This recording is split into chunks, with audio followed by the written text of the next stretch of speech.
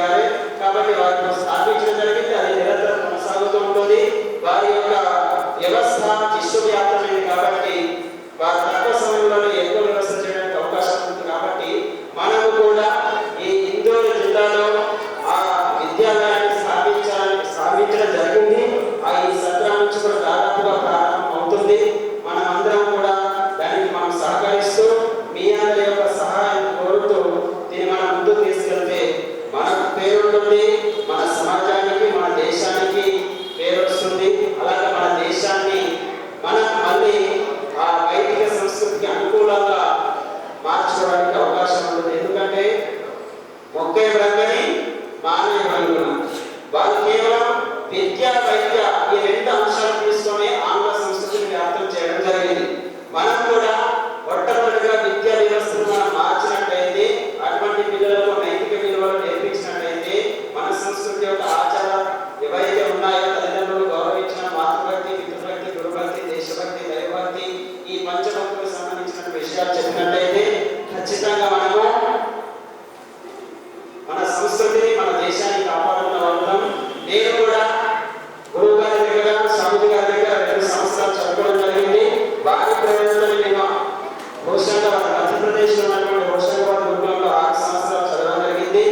అక్కడ నా విద్య పూర్తి కాకుండా ముందే నేను రావడానికి కారణం కొన్ని కుటుంబ పరమైనటువంటి అలాంటి సమస్యలు ఉండే. దాన్ని కూడా ఎందుకంటే తల్లి అనేది మొట్టమొదటి కాబట్టి మనకు కనిపించేటువంటి దేవుడు కనిపించకపోవచ్చు, కానీ ప్రత్యక్షంగా మాత్రం ఒక దేవత కనిపిస్తుంది.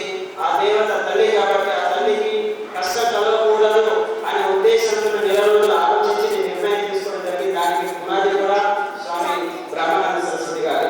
నాకు అటువంటి ఆలోచనలు వచ్చి సేవ చేసుకోవడానికి కూడా అవకాశం వచ్చిందంటే ఇలాంటి వాళ్ళు చాలా ఉన్నారు. మీ అందరికీ కూడా తెలుసు. మనం వేదిక ఎక్కి ఒక విషయం గురించి చెప్తున్నామంటే దానికి అటువంటి జ్ఞానదాత స్వామి బ్రహ్మానంద సరస్వతి గారు కాబట్టి వారి ఆధ్వర్యంలో జరగబోయేటువంటి మహావిద్యాలయం మహాకార్యానికి మీరందరూ తోడవుతారని ఆశిస్తున్నాను. మీరందరూ కూడా సహకరిస్తారని ఆశిస్తున్నాను. దీని వెనకాల చాలా మంది యువకులు ఉన్నారు. గురుకులంలో చదువుకున్నటువంటి వారు బ్రహ్మచారులు ఎవరైతే చదువుకున్న విద్యార్థులు ఉన్నారో వారు కూడా దీని వెనకాల ఉన్నారు. ఇది మనము సత్రంలో నుంచే ప్రారంభమవుతుంది. అలాగే మీ అందరి దగ్గర కరపత్రాలు వస్తున్నాయి. ఆ కరపత్రంలో రామ మహావిద్యాలయం గురించి, అలాగే ఒక చిన్న కరపత్రంలో యోగ సాధన శిబిరం 32వ యోగ సాధన శిబిరం అది మనము ప్రారంభం చేస్తున్నాము.